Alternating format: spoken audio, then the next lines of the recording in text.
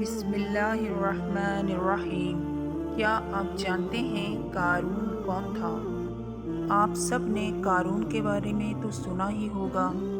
ہم آج کی اس ویڈیو میں آپ کو قارون کے بارے میں مکمل بتانے والے ہیں، تو ویڈیو کو اینڈ تک لازمی دیکھیے گا۔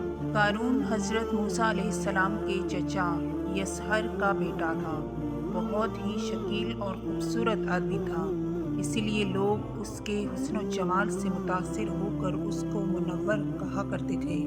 اس کے ساتھ ساتھ اس میں یہ کمال بھی تھا کہ وہ بنی اسرائیل میں تورات کا بہت بڑا عالم اور بہت ہی ملنسار و با اختیار انسان تھا، اور لوگ اس کا بہت ہی ادب و احترام کرتے تھے۔ لیکن بے شمار دولت اس کے ہاتھ میں آتے ہی اس کے حالات میں ایک دم تغیر پیدا ہو گیا، اور سامری کی طرح منافق ہو کر حضرت موسیٰ علیہ السلام کا بہت بڑا دشمن ہو گیا، اور اعلیٰ درجے کا متکبر اور مغرور ہو گیا۔ جب زکوٰۃ کا حکم نازل ہوا تو اس نے حضرت موسیٰ علیہ السلام کے روبرو یہ عہد کیا کہ وہ اپنے تمام مالوں میں سے 1000واں حصہ زکوٰۃ نکالے گا، مگر جب اس نے مالوں کا حساب لگایا تو ایک بہت بڑی رقم زکوٰۃ کی نکلی۔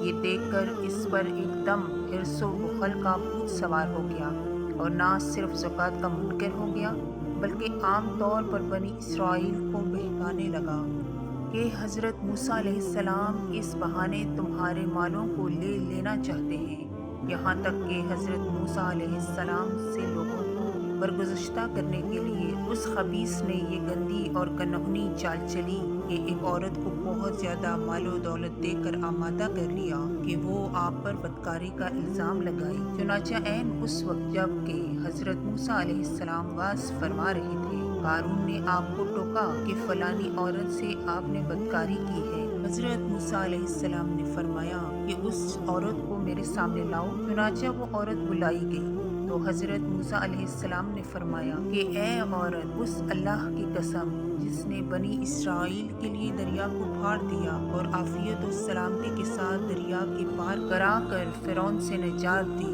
سچ سچ کہہ دے کہ واقعہ کیا ہے۔ حضرت موسیٰ علیہ السلام کے جلال سے عورت سہم کر کانپنے لگی، اور اس نے مجمع عام میں صاف صاف کہہ دیا کہ اے اللہ عز و جل کے نبی، مجھ کو قارون نے کثیر دولت دے کر آپ پر بہتان لگانے کے لیے آمادہ کیا ہے۔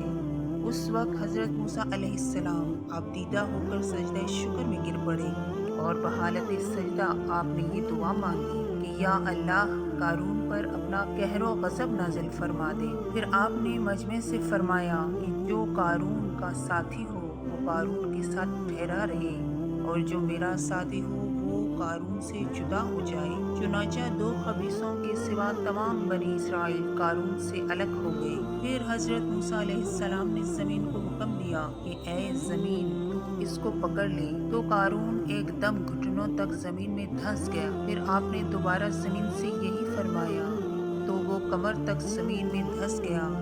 یہ دیکھ کر قارون رونے اور بلبلانے لگا اور قرابت و رشتہ داری کا واسطہ دینے لگا، مگر آپ نے کوئی التفات نہ فرمایا، یہاں تک کہ وہ بالکل زمین میں دھنس گیا۔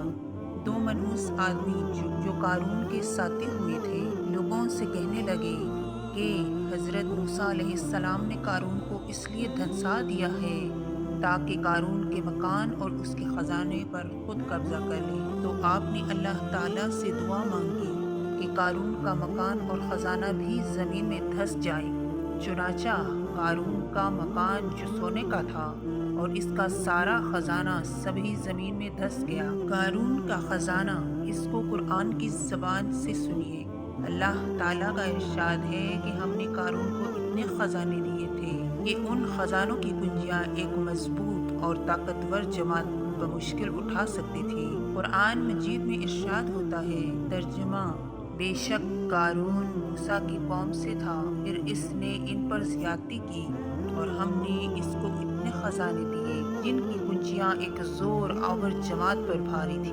حضرت موسیٰ علیہ السلام نے قارون کو جو نصیحت فرمائی وہ یہ ہے کہ جس کو قرآن مجید نے بیان فرمایا ہے۔ اسی خیرخواہی والی نصیحت کو سن کر قارون حضرت موسیٰ علیہ السلام کا دشمن ہو گیا۔